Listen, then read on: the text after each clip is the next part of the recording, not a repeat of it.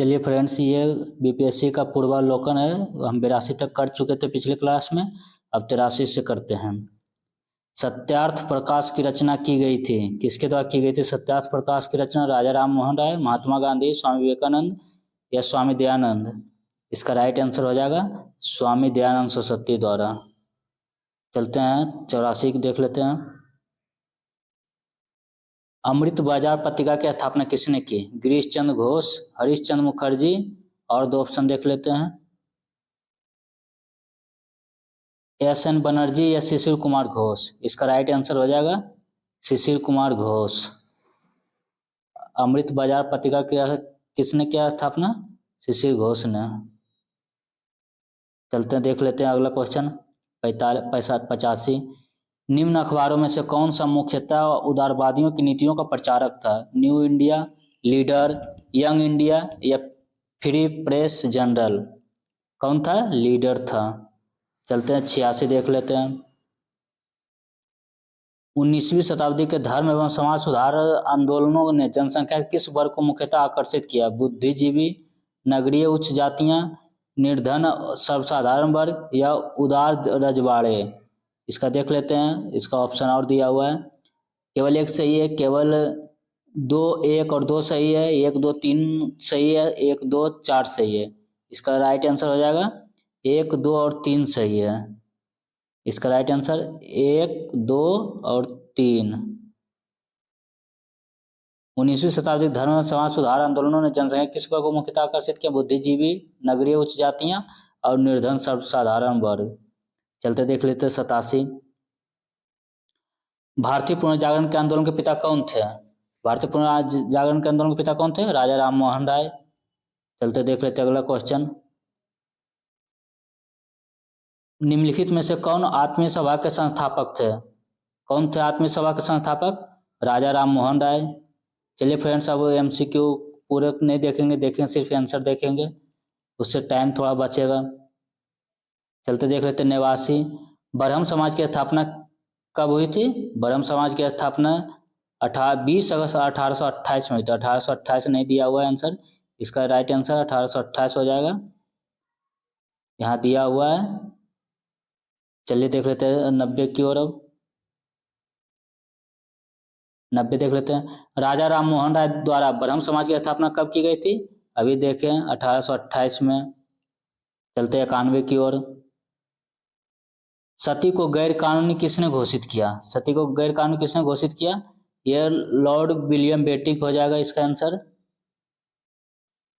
William Bentinck. चलते 92 की ओर। प्रार्थना समाज के संस्थापक कौन थे? प्रार्थना समाज के संस्थापक आत्मारंग पांडुरंग थे। चलते देख लेते हैं 93 की ओर। 19वीं शताब्दी के उत्तरार्ध में नव हिंदूवाद के सर्वश्रेष्ठ प्रतिनिधि कौन थे? सर्वश्रेष्ठ प्रतिनिधि कौन थे? स्वामी विवेकानंद थे। चलते हैं 1897 में रामकृष्ण मिशन की इसने स्थापना की थी। अच्छा होता है फ्रेंड्स, ये आते रहता है। चलते देख लेते हैं आगे। इनमें से किसने 1893 में शिकागो में आयोजित धर्म संसद में भाग लिया था? किसने भाग लिया था? ये स्वामी विवेकानंद हो जाएंगे। चलते 95 की ओर। स्वामी विवेकानंद ने रामकृष्ण मिशन की स्थापना कब की थी? रामकृष्ण मिशन की स्थापना अभी 1897 में किए थे। चलते हैं 96 की ओर। देख लेते हैं इनके बारे एक बार। स्वामी विवेकानंद दक्षिणेश्वर के स्वामी कहे जाने वाले रामकृष्ण परमहंस के परम शिष्य थे। उनके बचपन का नाम नरेंद्र दत्त था। बचपन का नाम नरेंद्र दत्त। आगे चलकर स्वामी विवेकानंद 1863 में जन्म हुआ था, 1902 में उनकी मृत्यु हो गई थी। के नाम से प्रसिद्ध उन्होंने रामकृष्ण के संदेश को विश्व में फैलाया है। रामकृष्ण मिशन के सिद्धांतों का आधार वेदांत दर्शन है। क्या है आधार? वेदांत दर्शन। चलते और देख लेते हैं। मिशन मनुष्य की सेवा को ईश्वर की सेवा मानता है। मनुष्य की सेवा को ईश्वर की सेवा मानता था, इसमें कहा, क्योंकि मनुष्य की आत्मा परमात्मा का अंश है। चलते देख लेते 96। दयानंद सरस्वती द्वारा स्थापित क्या है? दयानंद सरस्वती द्वारा स्थापित आर्य समाज है। चलते इनके बारे में एक बार देख लेते हैं। दयानंद सरस्वती मूल शंकर थे। मूल नाम शंकर ने 1875 में बंबई में आर्य समाज की स्थापना की। वो 1897 में किए थे, 1875 में किए थे। चलते हैं। जिसका मुख्य उद्देश्य प्राचीन वैदिक धर्म की शुद्ध रूप से पुनः स्थापना करना था। आर्य समाज आंदोलन का प्रसार प्राय पाश्चात्य प्रभावों की प्रतिक्रिया के रूप में हुआ। 1877 ईस्वी में आर्य समाज का मुख्यालय लाहौर में स्थापित किया गया, जिसके उपरांत आर्य समाज का अधिक प्रचार हुआ। शुद्ध वैदिक परंपरा में विश्वास के चलते स्वामी जी ने पुनः वेदों की ओर चलो का नारा दिया। पुनः वेदों की ओर चलो का नारा स्वामी दयानंद का उद्देश्य था कि भारत को धार्मिक, सामाजिक तथा राष्ट्रीय रूप से एक कर दिया जाए। धार्मिक क्षेत्र में वह मूर्ति पूजा, बहुदेववाद, अवतारवाद, पशु बलि, श्रद्धा और देख लेते हैं तंत्र, मंत्र तथा झूठे कर्मकांडों को स्वीकार नहीं करते हैं। वे वेदों को ईश्वरीय ज्ञान मानते थे तथा उपनिषद काल तक के साहित्य को स्वीकार करते थे। आर्य समाज के नियम तथा सिद्धांत सबसे पहले बम्बई में गठित किए गए, पुनः उसे 1877 ईस्वी में लाहौर में संपादित कर एक निश्चित रूप दिया गया। आर्य समाज का प्रचार प्रसार पंजाब में अत्यधिक सफल रहा। सबसे ज्यादा कहाँ सफल रहा? आर्य समाज का पंजाब में। आर्य समाज का प्रचार प्रसार पंजाब में अधिक सफल है। कुछ सीमा तक उत्तर प्रदेश, गुजरात, राजस्थान सफलता मिली। महात्मा हंसराज, पंडित गुरुदत्त, लाला लाजपत राय तथा स्वामी श्रद्धानंद इसके विशिष्ट कार्यकर्ताओं में से एक थे। 1892-93 में आर्य समाज दो गुटों में बट गया। आर्य समाज कब बटा? 92-93 में। 1892-93 में दो गुटों में बट गया। एक गुट पाश्चात्य शिक्षा का समर्थक था। एक गुट क्या था? पाश्चात्य शिक्षा का, वही इंग्लैंड वाला। और जबकि दूसरा गुट पाश्चात्य शिक्षा का विरोधी था, पश्चिमी सभ्यता का शिक्षा जो था। चलते देख लेते हैं और आगे। पाश्चात्य शिक्षा के विरोधियों में स्वामी श्रद्धानंद, लेखराज और मुंशी राम प्रमुख थे। इन लोगों ने वर्ष 1902 में गुरुकुल की स्थापना की। गुरुकुल की स्थापना 1902 में। पाश्चात्य शिक्षा के समर्थकों में लाला लाजपत राय तथा हंसराज प्रमुख थे। समर्थक में लाला लाजपत राय और हंसराज। इन लोगों ने दयानंद एंग्लो कॉलेज की स्थापना किया था। चलते देख लेते 97। किसने 1873 में सत्यशोधक समाज की स्थापना की? सत्यशोधक समाज की स्थापना किसने किया? ज्योतिबा फूले ने। चलते आगे देख लेते हैं। यह सब देख लेते हैं फ्रेंड्स एक बार, क्योंकि ये इसके रिलेटेड इम्पोर्टेंट रहता है तो आते रहता है। 1873 में सत्यशोधक समाज की स्थापना ज्योतिबा फूले ने की थी। इनका जन्म 1827 ईस्वी में एक माली के घर हुआ था। इन्होंने शक्तिशाली गैर ब्राह्मण आंदोलन का संचालन किया। इन्होंने अपनी पुस्तक गुलामगिरी किनका है? ज्योतिबा फूले का। अपने संगठन सत्यशोधक समाज के द्वारा पाखंडी ब्राह्मणों एवं उनके अवसरवादी धर्म ग्रंथों से निम्न जातियों की रक्षा की आवश्यकता पर बल दिया। चलते देख लेते हैं। और 98 सत्यशोधक समाज की स्थापना किसने की थी? ये तो अभी देख चुके हैं, ज्योतिबा फूले। चलते हैं 99 की ओर। थियोसॉफिकल सोसाइटी की स्थापना किसने की थी? थियोसॉफिकल सोसाइटी की स्थापना मैडम HP ब्लावस्टेस्की। चलते देख लेते हैं। और 100 भारतीय राष्ट्रीय कांग्रेस की प्रथम महिला अध्यक्ष कौन थी? प्रथम महिला अध्यक्ष ये हो जाएगा श्रीमती एनी बेसेंट थी। चलते हैं 100 हो गया। 101 देख लेते हैं। भारतीय राष्ट्रीय कांग्रेस की प्रथम महिला अध्यक्ष कौन थी? ये भी अभी तुरंत ही एनी बेसेंट। BPSC बार बार रिपीट करते रहते हैं। भारत में नारी आंदोलन इनकी प्रेरणा से प्रारंभ हुआ। नारी आंदोलन किनकी प्रेरणा से प्रारंभ हुआ? ज्योतिबा फूले की प्रेरणा से। चलते हैं 103 देख लेते हैं।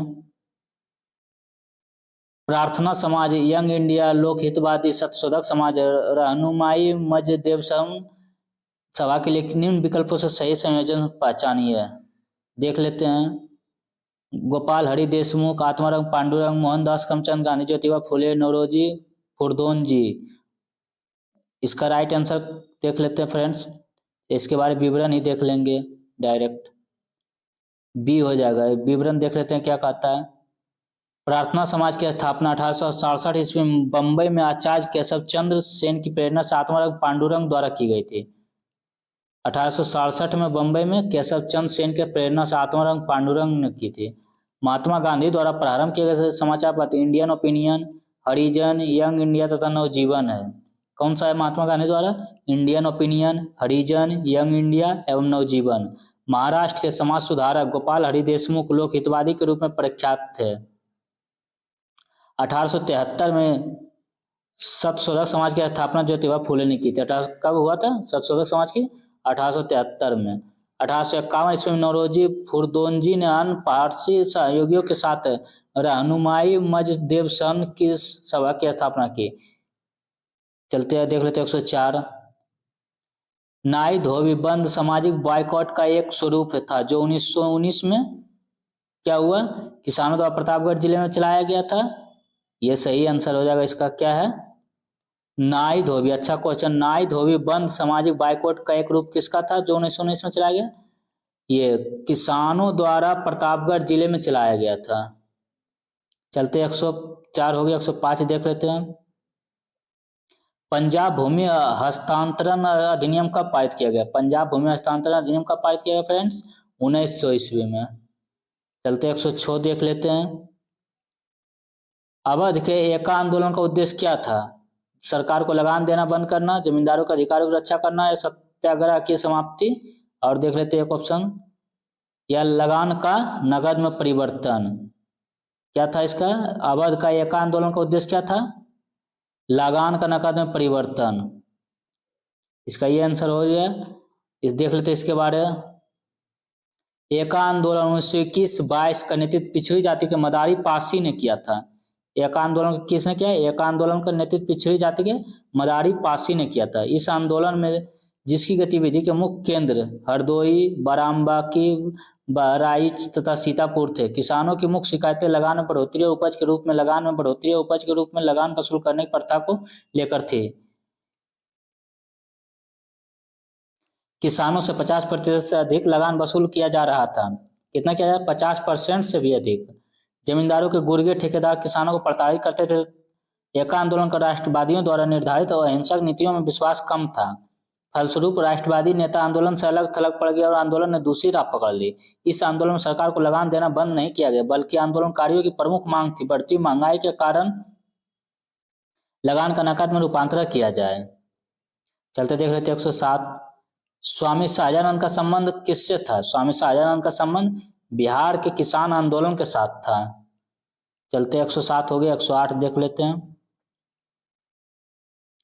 स्वामी शाहजानंद निम्न में से किससे संबंधित थे? किससे थे? बिहार में किसान आंदोलन से थे। चलते देख लेते हैं और आगे 109। इनमें से कौन बिहार में किसान आंदोलन के साथ जुड़े थे? राजेंद्र प्रसाद जुड़े थे। चलते 110 109 हो गया। 110 देख लेते हैं। सुरक्षा प्रकोष्ठ की नीति संबंधित है, किससे संबंधित है? वारेन हेस्टिंग्स से। किससे? वारेन हेस्टिंग्स से सुरक्षा प्रकोष्ठ की नीति। चलते आगे देख लेते हैं। देख लेते एक बार इसके बारे में क्या कहा गया। सुरक्षा प्रकोष्ठ या घेरे की नीति से वारेन हेस्टिंग्स तथा बेलेजली संबंधित थे। वारेन हेस्टिंग्स ने मैसूर और मराठों के साथ युद्ध अन्य भारतीय रियासतों के साथ बराबरी की पदवी प्राप्त करने की भावना से किया। इस समय कंपनी ने अपने राज्य के चारों ओर मध्य राज्य बनाने का प्रयत्न किया। इसका उद्देश्य केवल अपने राज्य की रक्षा करना था, अथवा हम यह भी कह सकते हैं कि अपने पड़ोसी राज्यों की सीमाओं की रक्षा करो ताकि अपनी सीमाएं सुरक्षित रहे। उस समय भय मुख्यतः अफगानों और मराठों से था, इसलिए कंपनी ने अवध की रक्षा व्यवस्था के कार्य को इस शर्त पर संभाला कि अवध का नवाब उस व्यय का बोझ उठाए, और इस प्रकार अवध की रक्षा ही बंगाल की रक्षा थी। बेलेजरी के आने से कंपनी के भारतीय रियासतों के साथ संबंधों में परिवर्तन आया। बेलेजरी का उद्देश्य भारतीय रियासतों को अपनी रक्षार्थ कंपनी पर निर्भर करने पर बाध्य करना था। उसने भारतीय रियासतों को अंग्रेजी राजनीतिक शक्ति के और सैनिक रक्षा के घेरे में लाने का प्रयत्न किया। रियासतों के प्रति प्रमुख ब्रिटिश नीतियां निम्नलिखित है। क्या देख लेते फ्रेंड्स। कंपनी का भारतीय रियासतों से समानता के लिए संघर्ष कब हुआ? तो 1740 से 65। सुरक्षा प्रकोष्ठ नीति या घेरे की नीति 1765 से 1813। अधीनस्थ पार्थक की नीति 1813 से 57। अधीनस्थ संघ की नीति 1858 से 1935। बराबर के संघ की नीति 1935 से 1947। चलते 111 देख लेते हैं। निम्नलिखित में से किसने बंगाल में द्वैत शासन प्रणाली को समाप्त किया? किसने किया द्वैत शासन प्रणाली को समाप्त? तो वारेन हेस्टिंग्स ने यह द्वैत शासन प्रणाली बंगाल में समाप्त कर दिया था। चलते देख लेते हैं और आगे। लॉर्ड बेलेजली की सहायक संधि को स्वीकार करने वाला पहला मराठा सरदार कौन था? पहला मराठा साम्राज्य कौन था? पेशवा बाजीराव द्वितीय। लॉर्ड वेल्स सहायक संधि को सबसे पहले किसने स्वीकार किया था? मराठा का सरदार था पेशवा बाजीराव द्वितीय ने किया था स्वीकार। चलते और आगे देख लेते हैं। महारानी विक्टोरिया को भारत के सम्राज्ञी नियुक्त किया गया। कब नियुक्त किया गया? 1877 में। 1877 में महारानी विक्टोरिया को भारत का सम्राज्ञी नियुक्त किया गया। चलते हैं देख लेते हैं आगे। बम्बई प्रेसिडेंसी एसोसिएशन की स्थापना किसने की? बम्बई प्रेसिडेंसी एसोसिएशन की स्थापना किसने की फ्रेंड्स? 114 इसका डब्ल्यू.सी. बनर्जी। तैयब जी देख लेते हैं इसका विवरण। 1885 ईस्वी में बम्बई प्रेसिडेंसी एसोसिएशन की स्थापना फिरोज शाह मेहता, के.टी. तैलंग और बदरुद्दीन तैयब जी ने किया। तीनों किया। किसने किया? फिरोज शाह मेहता, के.टी. तैलंग और बदरुद्दीन तैयब ने। इसका उद्देश्य लोगों में राजनीतिक विचारों का प्रचार प्रसार करना था। चलते 115 देख लेते हैं। भारत संघ के संस्थापक कौन थे? भारत संघ के संस्थापक कौन थे फ्रेंड्स? सुरेंद्रनाथ बनर्जी थे। चलते देख लेते हैं आगे। 116 ईस्वी सन 1876 में इंडियन एसोसिएशन की स्थापना किसने की थी? इंडियन एसोसिएशन की स्थापना किसने थी? सुरेंद्रनाथ बनर्जी ने 1876 में। 1876 में सुरेंद्रनाथ बनर्जी ने इंडियन एसोसिएशन की स्थापना किया फ्रेंड्स। चलते राष्ट्रीय कांग्रेस से पूर्व सबसे प्रमुख संस्था थी। कौन संस्था थी? Indian association of Calcutta. राष्ट्रीय कांग्रेस से पूर्व सबसे प्रमुख संस्था कौन थी? Indian association of Calcutta. चलते इसके बारे में देख लेते। चूंकि कांग्रेस से ज्यादा प्रमुख पहले था, उसके पहले 26 जुलाई 1876 को सुरेंद्रनाथ बनर्जी ने आनंद मोहन बोस के सहयोग से इंडियन एसोसिएशन या भारत संघ की स्थापना कलकत्ता में की। यह तत्कालीन राजनीतिक संस्थाओं में सबसे प्रमुख एवं महत्वपूर्ण थी, जिसे कांग्रेस से पूर्व अखिल भारतीय स्तर की संस्था का सम्मान प्राप्त था। इस संस्था ने सिविल सेवा परीक्षा प्रणाली में सुधार की मांग की तथा इलवर्ट बिल विवाद जैसे मामलों को लेकर आंदोलन चलाया। इंडियन एसोसिएशन भारत संघ में जमींदारों का स्थान पर मध्यम वर्ग को प्रधानता दी गई। चलते आगे देख लेते हैं। सुरेंद्रनाथ बनर्जी को किस वर्ष भारतीय सिविल सर्विसेज से हटाया गया? इसमें एंट्री मारे थे, कब हटाए गए थे? देख लेते हैं। 1874 में हटाए गए थे सिविल सेवा से। सबसे पहले पास किए थे और यह 1874 में हटा दिए गए थे। देख लेते हैं किस लिए। सुरेंद्रनाथ बनर्जी द्वितीय भारतीय थे जिन्होंने ICS परीक्षा उत्तीर्ण की थी। इनकी प्रथम नियुक्ति सिलहट बांग्लादेश में असिस्टेंट मजिस्ट्रेट के पद पर हुई थी। यहीं पर मामूली भूल की वजह से 1874 में इन्हें पद से हटाया गया था। चलते देख लेते 19 राजनीतिक सुधारों को लेकर विरोध करने वाले पहले भारतीय कौन थे? राजनीतिक सुधारों को लेकर विरोध करने वाले प्रथम भारतीय राजा राम मोहन राय थे। राम मोहन राय। चलते देख लेते हैं और आगे। 120 मद्रास महाजन सभा की स्थापना की गई। कब की गई मद्रास महाजन सभा की स्थापना? देख लेते हैं इसका विवरण। मद्रास महाजन सभा की स्थापना 1884 मई 1884 में किया गया। कब किया गया? मई 1884 में। किसके द्वारा? बी राघवाचारी, जी सुवर्णम तथा पी आनंद चार्लू द्वारा की गई। चलते देख लेते 121 भारतीय राष्ट्रीय कांग्रेस के प्रथम अधिवेशन में कितने प्रतिनिधियों ने भाग लिया? 72 प्रतिनिधियों ने। कितना भाग लिया था फ्रेंड्स? राष्ट्रीय कांग्रेस के प्रथम अधिवेशन में 72 प्रतिनिधियों ने भाग लिया था। चलते देख लेते आगे। 121 तक हो गया तो 122 देख लेते हैं। भारतीय राष्ट्रीय कांग्रेस की स्थापना कब की गई थी? ये तो आप लोग सब जानते हैं, 1885 में किया गया था। चलते देख लेते 123 भारतीय राष्ट्रीय कांग्रेस की स्थापना किसने की थी? ये तो ये ह्यूम हो जाएगा। चलते आगे देख लेते हैं। भारतीय राष्ट्रीय कांग्रेस के संस्थापक कौन थे? ए ओ ह्यूम। ये तो अभी देख ही चुके हैं। चलते हैं 125 की ओर। भारतीय राष्ट्रीय कांग्रेस के संस्थापक थे ये कौन थे? सैनिक सेवक, विज्ञानी, समाज कार्यकर्ता, मिलिट्री कमांडर। इसका राइट आंसर वो सैनिक सेवक थे। चलते हैं। भारतीय राष्ट्रीय कांग्रेस का प्रथम अधिवेशन कहाँ हुआ था? प्रथम अधिवेशन मुंबई में मुंबई में हुआ था। चलते देख लेते आगे 27 भारतीय राष्ट्रीय कांग्रेस के दूसरे अधिवेशन की अध्यक्षता किसने की थी? दादा भाई नौरोजी ने किए थे। चलते देख लेते हैं। 28। महात्मा गांधी ने भारतीय राष्ट्रीय कांग्रेस के किस अधिवेशन की अध्यक्षता की थी? 1924। चलते देख लेते हैं। 1924 बेलगांव था, वही उसी का किए थे। 129 देख लेते हैं। इंडियन नेशनल कांग्रेस की प्रथम भारतीय महिला अध्यक्ष कौन थी? प्रथम इंडियन नेशनल कांग्रेस की कौन थी? सरोजिनी नायडू थे। चलते 130 देख लेते हैं। भारतीय राष्ट्रीय कांग्रेस के 27वां अधिवेशन किस स्थान पर हुआ था? बांकीपुर में हुआ था 27वां अधिवेशन।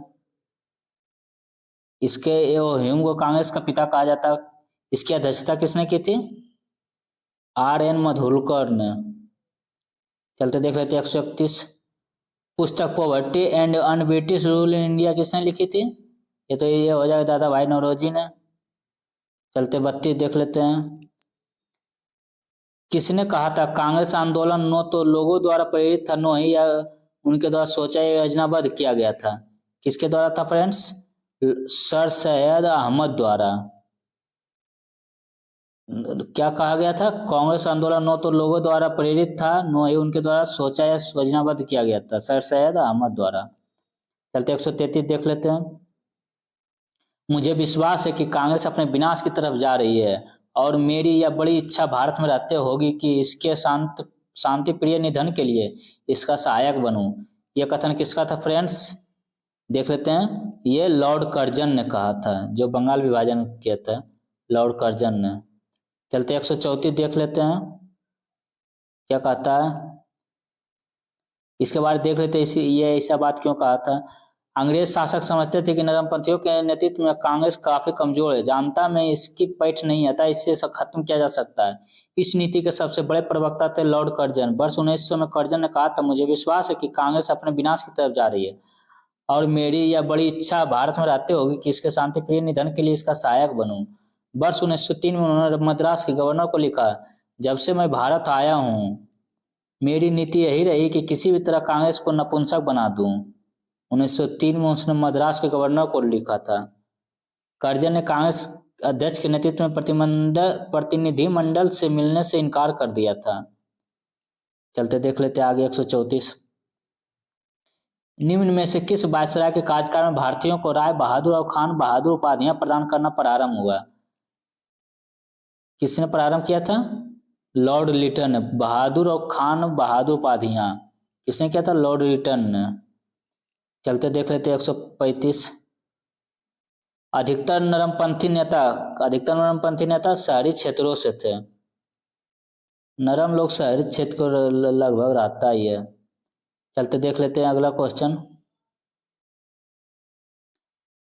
निम्न में कौन उग्रपंथी नहीं था? बाल गंगाधर तिलक, मदन लाल उधम सिंह, ये गोपाल कृष्ण गोखले। ये तो नरम दल के थे, गोपाल कृष्ण गोखले। चलते देख लेते हैं 37। भारत सेवक समाज की स्थापना किसने की थी? भारत सेवक समाज की स्थापना गोपाल कृष्ण गोखले ने किए थे। अच्छा है, भारत सेवक समाज की स्थापना गोपाल कृष्ण गोखले ने। चलते हैं 138 देख लेते हैं।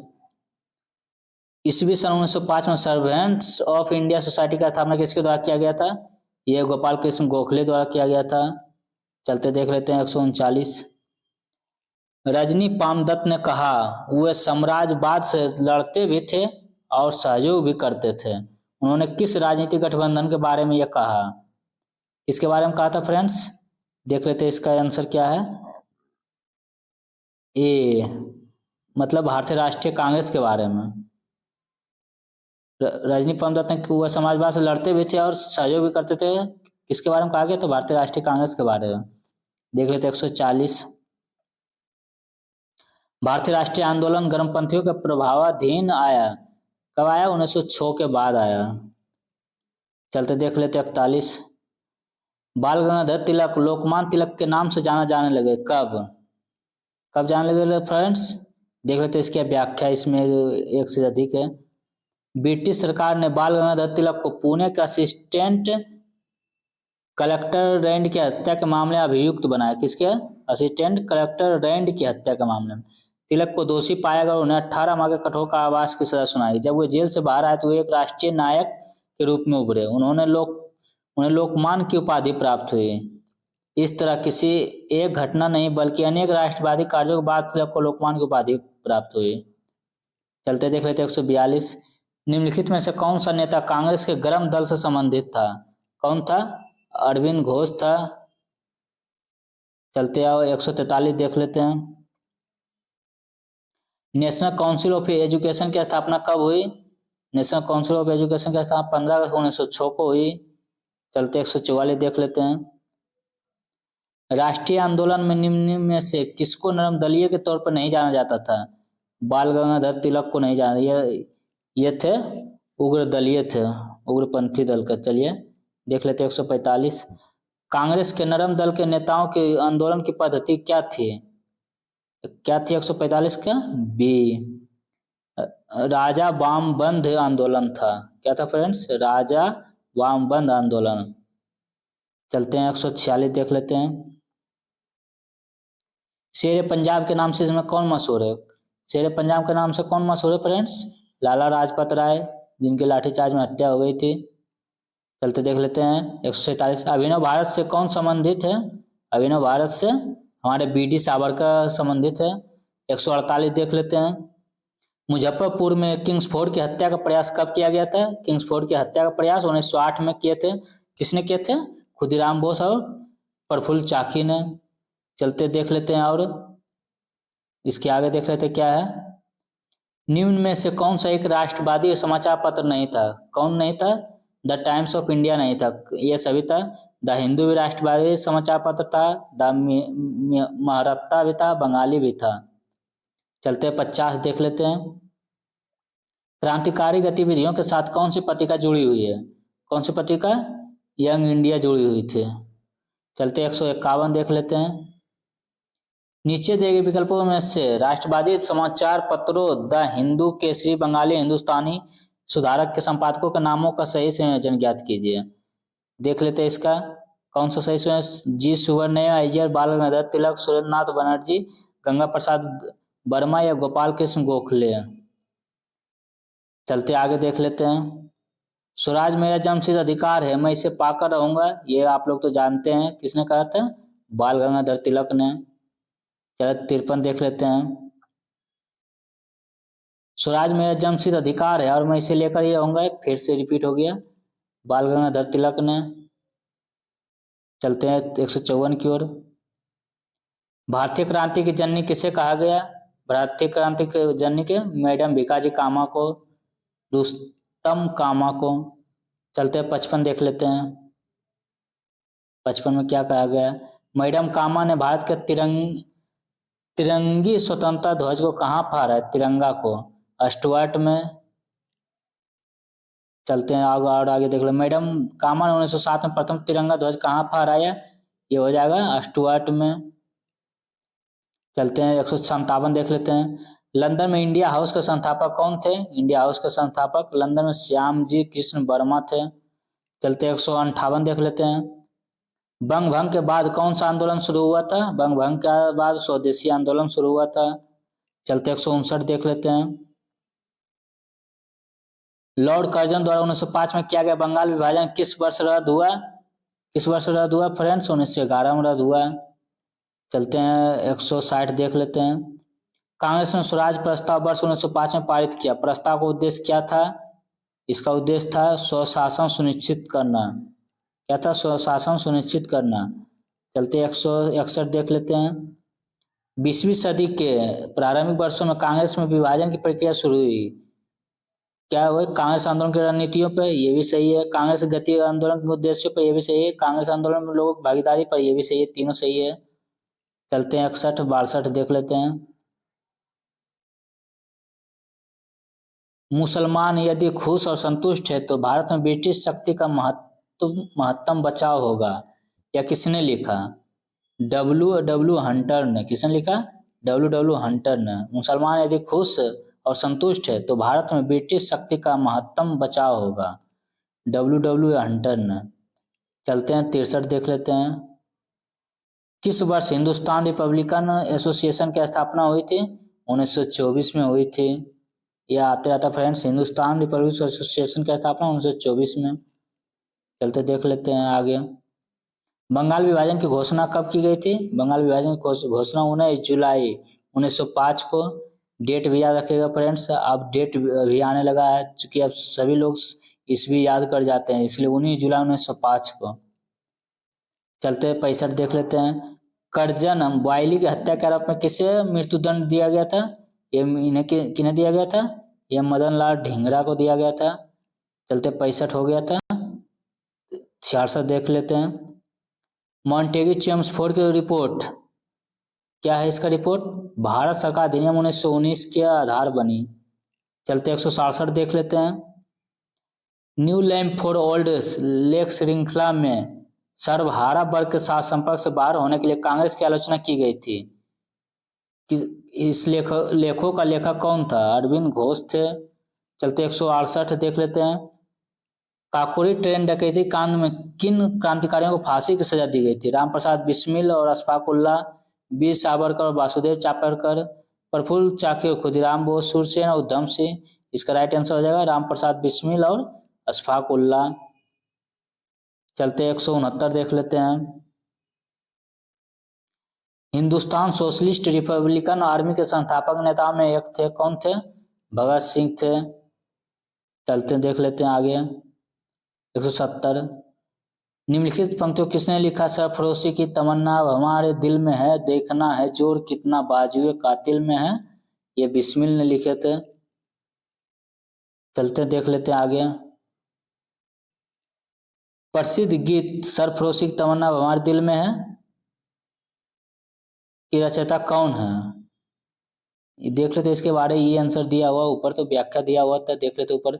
उपयुक्त गजल की पंक्तियां शायर बिस्मिल अजीमाबादी की थी। बिस्मिल अजीमाबादी का वास्तविक नाम सैयद शाह मोहम्मद हसन था। इनका वास्तविक नाम क्या था? सैयद शाह मोहम्मद हसन था। वो वर्ष 1901 में पटना से 30 किलोमीटर दूर हरदास बिनहा गांव पैदा हुए थे। बिनहा गांव पटना के। यह गजल उर्दू में लिखी गई थी। वर्ष 1922 में काजी अब्दुल गफ्फार की पत्रिका सभा में छपी थी। चलते देख लेते आगे। इनकलाब जिंदाबाद का नारा किसने दिया था? ये तो भगत सिंह दिए थे। चलते देख लेते 173 भगत सिंह राजगुरु तथा सुखदेव को कब फांसी दी गई थी? ये कब दिया गया था? 23 मार्च 1931 को दिया गया था। चलते आगे देख लेते हैं। सरकार के विरोध में असेंबली में बम फेंकने के समय भगत सिंह की उम्र क्या थी? देख लेते 21 साल, 21 साल से थोड़ा ज्यादा, या 25 साल, या 25 साल से थोड़ा ज्यादा। इसका राइट आंसर हो जाएगा 21 साल से थोड़ा ज्यादा था। 21 साल से थोड़े बड़े थे ये, तब बम में फेंके थे असेंबली में। चलिए 175 देख लेते हैं। अनुशीलन समिति थी, क्या थी अनुशीलन समिति? एक क्रांतिकारी संस्था संगठन थी। चलते देख लेते हैं और आगे। अनुशीलन समिति के बारे में लिखा गया है। मिदनापुर ढाका कलकत्ता। मिदनापुर में 1902 में स्थापना ज्ञानेंद्र नाथ बसु। ढाका में 1906 में पुलिन बिहारी दास सर्वाधिक संगठित। कलकत्ता मार्च 1902 में सतीश चंद्र बसु शेखर बंदोपाध्याय के पुस्तक के अनुसार। 1902 में परमथनाथ मित्र अध्यक्ष। जतिन नाथ बनर्जी बाघा जतिन। बरीन्द्रनाथ घोष उमित सरकार के अनुसार। नोट 1902 में सरल घोषाल का अखाड़ा। 1902 में कुछ युवकों द्वारा आत्मोन्नति समिति गठन। बरीन्द्रनाथ घोष एवं भूपेन्द्र नाथ दत्त के नेतृत्व में 1906 से युगांतर का प्रकाशन। हेमचंद कानूनगो कलकत्ता अनुशीलन समिति के सहयोगी एवं बम विशेषज्ञ थे। बम विशेषज्ञ। चलते 176 देख लेते हैं। ईस्वी सन 1913 में पटना में अनुशीलन समिति की एक शाखा की स्थापना किसने की थी? अनुशीलन समिति की शाखा की स्थापना सचिंद्र नाथ सान्याल ने। चलते देख लेते हैं 177 चिटगांव शस्त्र छापामारी की योजना बनाई थी, किसने बनाई थी? सूरसेन ने बनाई थी। इन्हीं को कहा जाता है उसका मास्टरमाइंड, मास्टर दा के नाम से जाने जाते हैं। चलते देख लेते आगे। चटगांव शास्त्रागार धावे से कौन संबंधित है? सूरसेन थे, मास्टर दद्दा। निष्क्रिय विरोध के सिद्धांत का प्रतिपादन किसने किया था? ये अरविंद घोष ने दिया था। चलते हैं देख लेते हैं 180 गदर पार्टी का स्थापना कब हुई थी? गदर पार्टी की स्थापना 1913 में हुई थी। चलते देख लेते आगे। गदा पार्टी क्रांति छिड़ने के सबसे महत्वपूर्ण कारण क्या था? गदा कांड प्रथम महायुद्ध का शुरू होना। चलते आगे देख लेते हैं। 142-82 गदा पार्टी का स्थापना कहाँ पर हुई थी? गदा पार्टी का स्थापना संयुक्त राज्य अमेरिका में हुआ था। चलते आगे देख लेते हैं। San Francisco. 183 किसने कहा था स्वराज मेरा जन्मसिद्ध अधिकार मैं इसे लेकर रहूंगा? यह कहा था बाल गंगाधर तिलक ने। चलते आगे देख लेते हैं। 84 स्वराज मेरा जन्मसिद्ध अधिकार है, ये बाल गंगाधर तिलक। चलते हैं 85 देख लेते हैं। स्वराज आम जनता के लिए होना चाहिए, केवल वर्गों के लिए नहीं कि प्रसिद्ध सूत्र की घोषणा किसने किया था? श्री राजगोपालाचारी ने कहा था। चलते हैं 86 देख लेते हैं। इंडिया फॉर इंडियंस किताब किसने लिखी? इंडिया फॉर इंडियंस किताब किसने लिखी फ्रेंड्स? ये C.R. दास ने लिखे है। चलते 87 देख लेते हैं। अनहैप्पी इंडिया पुस्तक के लेखक कौन है? अनहैप्पी इंडिया पुस्तक लेखक लाला लाजपत राय हैं। चलते 187-88 देख लेते हैं। निम्नलिखित में से किस नेता ने 1906 में कलकत्ता कांग्रेस अधिवेशन की अध्यक्षता की थी? दादा भाई नौरोजी ने किए थे। चलते हैं 89 देख लेते हैं। निम्नलिखित में से किसने ऑल इंडिया मुस्लिम लीग की स्थापना की थी? ऑल इंडिया मुस्लिम लीग की स्थापना किसने किया था फ्रेंड्स? नवाब सलीमुल्लाह खान। चलते देख लेते हैं 89-90 देख लेते हैं। 90 में क्या कहा गया? 1906 में मिंटो से शिमला में मिले मुसलमानों के शिष्टमंडल ने प्रार्थना की। क्या किए प्रार्थना? मुसलमानों के लिए एक पृथक निर्वाचन वर्ग। चलते हैं 191 देख लेते हैं। निम्न में से किस अधिनियम ने भारत में पृथक निर्वाचक मंडल का आरंभ किया? किसने किया था?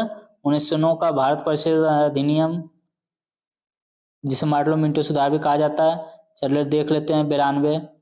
निम्नलिखित में से किसका योगदान होम रूल लीग की स्थापना में नहीं था? किसका नहीं था? T.S. ऑलकॉट का नहीं था। चलते हैं 92-93 देख लेते हैं। किस अधिवेशन में होम रूल समर्थक अपनी राजनीतिक शक्ति का सफलतापूर्वक प्रदर्शन कर सके? किसमें कर सके फ्रेंड्स? कांग्रेस का 1916 का लखनऊ अधिवेशन में सफलतापूर्वक प्रदर्शन कर सके। चलते हैं 194 देख लेते हैं। शिक्षा में सुधार हेतु ब्रिटिश सरकार ने सैडलर विश्वविद्यालय आयोग कब नियुक्त किया? सैडलर विश्वविद्यालय कब नियुक्त किया फ्रेंड्स? 1917 में किया। चलते 95 देख लेते हैं। होम रूल आंदोलन भारत के स्वतंत्रता संग्राम के एक नए चरण के प्रारंभ का द्योतक था, क्यों था? इसने देश के सामने स्वशासन की एक ठोस योजना रखी। क्या रखी? एक ठोस योजना।